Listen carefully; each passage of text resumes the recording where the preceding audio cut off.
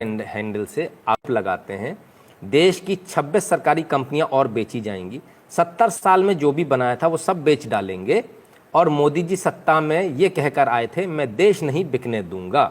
बिल्कुल ठीक बात है, ऐसा ही कहा था, मुझे भी याद है।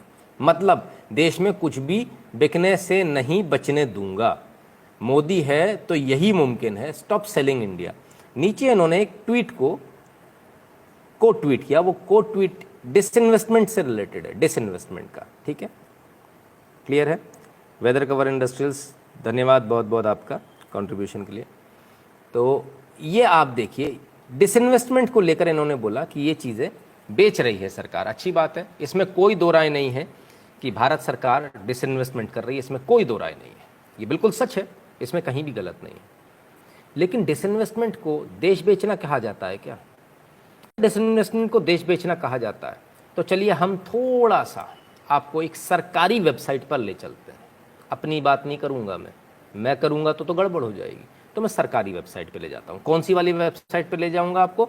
भारत सरकार के 3 शेर वाली। इस सरकारी वेबसाइट का नाम है department of investment and public asset management, ठीक है, DIPAM.gov.in दिखा रहा हूं मैं आपको, और करीब से दिखा देता हूं, ठीक है, भारत सरकार की वेबसाइट दिखाऊंगा साहब, इसके अलावा नहीं। अब मैं 2009 और 10 की बात करूंगा डिसइन्वेस्टमेंट की। क्या है? Past disinvestment. कौन से फाइनेंशियल ईयर के? 2009 और 10 के। 9 और 10 में किसकी सरकार थी? सोनिया गांधी सरकार थी, मनमोहन सिंह सरकार थी। कितने डिसइन्वेस्टमेंट हुए जरा मैं आपको दिखाऊं तो जरा देख लीजिए। NHPC का डिसइन्वेस्टमेंट हुआ, name of CPSES, NHPC, oil India limited, NTPC, rural electrification, NMDC। कितने हो गए? 1 2 3 4 5, एक साल में 5, ठीक है, सिर्फ 2009 और 10 में। चलिए अब मैं तो 2010 और 11 में आपको ले चलता हूँ, ठीक है, फाइनेंशियल ईयर 2010 एंड 11। ये भी कौन सी सरकार है? सोनिया गांधी सरकार, right. SJVN limited, engineers India limited, coal India limited, power grid corporation of India limited, MOIL और shipping corporation of India limited. ये बेच मारे इन्होंने। पहले कितने बेचे थे? 5, अब 6 7 8 9 10 11, कितने हो गए? 11। 2 साल में 11 पे पहुंच गई कहानी। चलिए थोड़ा और आता हूं आपके 11 और 12 में, वही सोनिया गांधी सरकार, मनमोहन सरकार। 12 हो गए थे, कितने हो गए थे? 11 हो गए थे, right. Power finance PFC limited and oil and natural gas corporation limited, in 2 का इन्वेस्टमेंट और 12 13 हो गए, ठीक है साहब। और देखिए और कितने इन्होंने डिसइन्वेस्टमेंट किए, कितनी कंपनियां इन्होंने बेची। अब हम भी कहते हैं कांग्रेस ने भारत को बेचा था। अब 12-13 की बात करूंगा, 2012 और 13 में कितनी कंपनियां बेची। चलिए आ जाइए। NBCC limited, national building construction corporation limited, Hindustan copper limited, NMDC limited, Indian oil India limited, NTPC, RCFL, NALCO, SAIL, ठीक है। पहले कितने हो गए थे? मेरे ख्याल से 13 हो गए थे, 12 या 13 हो गए थे। 14 15 16 17 18 19 20 21, कितने हो गए? अब 21 हो गए, राइट। 2012-13 में अभी खत्म नहीं हुआ, क्योंकि 14 तक इनकी सरकार थी, 14 में मोदी सरकार आई है, तो जरा 13-14 तो ले लो। अब खोल रहा हूं 13 और 14 का चिट्ठा, और ये रहा 13 और 14 आपके स्क्रीन पर जो भरा पड़ा है, ठीक है। ये शुरुआत किसने करी? आ जाइए ऊपर से ले लेते हैं, ठीक है। कितने हो गए थे मुझे अब याद भी नहीं है, बहरहाल। NHPC, Bharat heavy electrical, engineers India limited, NMDC, power grid corporation of India, CPSE exchange trade funded, Indian oil corporation, national fertilizers limited, MMTC, Hindustan copper limited, Indian tourism development corporation limited, state trading corporation और NLC limited, ठीक है साहब। ये इतने सारे। अब वापस गिन देता हूं, 1 2 3 4 5 6 7 8 9 10 11 12 13, ठीक है। 13 और 14 15 16 17 18 19 20 21, ठीक है। 22 23, ठीक है। 24 25 26 27 28 29 30 31 32 33 34 बार 2000। ये आंकड़े 2009 से अवेलेबल है हमारे पास में इस वेबसाइट के ऊपर। 2009 से पीछे के आंकड़े नहीं है, ये तो सिर्फ 2009 से बता रहा हूं, सिर्फ 2009 से 2013-14 तक। कितनी बार? 34 बार भारत को बेचा इन्होंने। अगर डिसइन्वेस्टमेंट को बेचना कहते हैं, कितने हद हो गई, हद है बेईमानी की। 34 डिसइन्वेस्टमेंट्स आपने किए, 34। और जब ये सरकार करती तो उसी डिसइन्वेस्टमेंट को आप कहते हो भारत बेचा जा रहा है। तब आपने तो 34 बार बेचा, सोनिया गांधी सरकार ने तो 34 बार बेचा देश को। तो देश को जवाब देंगे कि 34 बार क्यों बेचा। ये झूठ कब तक चलेगा। एक तरफ आप क्या शिकायत करते हो, रेल में जाते हैं तो सुविधाएं नहीं मिल रही। जब तेजस जैसी ट्रेन चलती है तो क्या बोलते हैं, रेलवे का प्राइवेटाइजेशन हो रहा है। बीएसएनएल की सिम नहीं खरीदेंगे, खरीदेंगे जियो की सिम, लेकिन जिंदा बीएसएनएल चाहिए। कैसे हो जाएगा भाई। मेरे पैसे के, टैक्स के पैसे पर मैं तो तैयार नहीं हूं। या तो आप बीएसएनएल की सिम खरीदो, या बीएसएनएल वाले अपनी क्वालिटी में इतना सुधार लाएं कि लोग उनकी सिम खरीदें। उन्होंने खरीदनी नहीं है, उनका रवैया बदलता नहीं है। आप सरकारी हॉस्पिटल में चले जाइए, वहां भी यही हाल है। जब सब जगह यही हाल है तो लोग क्या बोलते हैं, अरे यार इससे तो प्राइवेट में बड़ा अच्छा।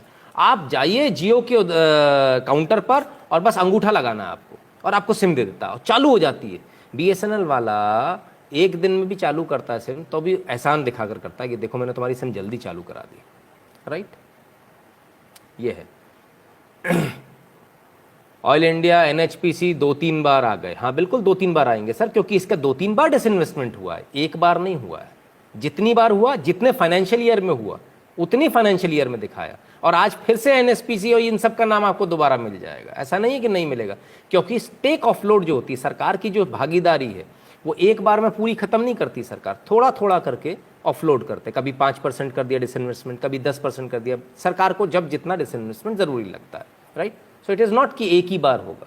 ठीक है, तब जाना प्राइवेट में है इलाज कराने, सिम प्राइवेट चाहिए है, बैंक प्राइवेट चाहिए है, सब कुछ प्राइवेट चाहिए, तो ये सरकारी क्यों रखें फिर। जब हम सब कुछ प्राइवेट में ही जाना है, प्राइवेट में सुविधाएं अच्छी मिलती हैं, घर पे आके बैंक वाला खाता खोल देता है, आपके ऊपर उल्टे सीधे चार्जेस नहीं लगते हैं तो आप कंप्लेंट करते हो तो वापस आ जाते हैं। स्टेट बैंक में सुनवाई नहीं होती है, होता है ना आपके साथ, मेरे साथ भी हुआ है, ज़बरदस्ती का मेरे ऊपर डेबिट लगा दिया। ठीक है ना, तो ये तमाम सारी चीज़ें, जब ये सारी चीज़ें हैं, सरकारी स्कूल में बच्चे को पढ़ाना नहीं, प्राइवेट में पढ़ाना, तो फिर आखिर इन स्कूल को, बिल्डिंगों को, इन बड़े बड़े टेलीफोन एक्सचेंज को, इन बड़े बड़े बैंक्स को खोलने का फ़ायदा क्या है। क्यों इसके लिए हम लोग पैसा दे रहे हैं, इनकी तनख्वाहों के लिए क्यों पैसा दे रहे हैं, इसकी कोई आवश्यकता नहीं है। सरकार भी डिसइन्वेस्टमेंट इसी प्रक्रिया के तहत करती है। सुधीर द्विवेदी जी बहुत बहुत धन्यवाद आपका। तो जब ये डिसइन्वेस्टमेंट होता है, डिसइन्वेस्टमेंट को एक जामा आजकल जो व्हाट्सएप यूनिवर्सिटी वाले अनपढ़ जो पढ़ा रहे हैं, वो ये पढ़ा रहे हैं देश बिक रहा है। तो भाई देश 34 बार बेचा, 2009 से 2013-14 तक 34 टाइम्स। और ये मैं नहीं कह रहा हूँ, अगर आपको मेरे आंकड़ों पर कहीं से भी शक है तो आप कुछ मत कीजिए, आप इस सरकारी वेबसाइट पर चले जाइए, और ये इस वेबसाइट को अच्छे से दिखा देता हूँ, देख लीजिए, dipam.gov.in। ठीक है, उसमें आपको सब कुछ, सारे आंकड़े मिल जाएंगे। चिराग जी बहुत बहुत धन्यवाद आपका। क्लियर है, बिल्कुल क्लियर है। आप लोगों को जो बेवकूफ़ बार बार बनाया जा रहा है उसमें समझ में आ रहा है क्या हो रहा है क्या नहीं हो रहा है। ठीक है, और ये जो सारी चीज़ें हैं, डिसइन्वेस्टमेंट इसलिए नहीं होता कि हमको इसको प्राइवेट कर देना है, बेच देना है। इसका मतलब ये होता है हमें इसकी कार्य कुशलता बढ़ानी, कार्य क्षमता बढ़ानी। पीपीपी पे जाती हैं चीज़ें, पब्लिक प्राइवेट पार्टनरशिप। ठीक है ना, उस पर जाती हैं चीज़ें। कोई बेच नहीं रहा, कुछ नहीं बिक रहा है, सड़कें कोई बिक नहीं जा रही, जो सड़कें बन रही हैं जिन पर आप चलते हैं। आप एक बात बताइए, सरकारी सड़कें थी तब कैसे चलते थे? 300 किलोमीटर चलने में कितना समय लगता था आपको? 10-10 घंटे लगते थे। आज एक्सप्रेसवे बन गए, आप टोल देते हो, प्राइवेट है वो, आप टोल देते हो, लेकिन आप कितनी स्पीड पे चलते हो? 120, 140। वो 300 किलोमीटर चलने में जिसमें आपको 10 घंटे लगते थे, आज कितने लगते हैं? 3 घंटे, 3.5 घंटे, ज़्यादा से ज़्यादा 2.5 घंटे में भी हम लोग कवर करते हैं। तो क्या बेहतर है, उसी खड्डे वाली सड़क पे से जाना? तो फिर ये एक्सप्रेसवे से क्यों जाते हो? अगर आपको एक्सप्रेसवे चाहिए तो आपको डिसइन्वेस्टमेंट करना ही पड़ेगा, आपको प्राइवेट ऑपरेटर्स लाने ही पड़ेंगे, आपको प्राइवेट हाईवेज बनाने ही पड़ेंगे, जो कि 20 साल बाद वापस सरकार के पास आ जाएंगे। आप टेंशन मत रखो, वो जीवन भर नहीं रखने वाले हैं।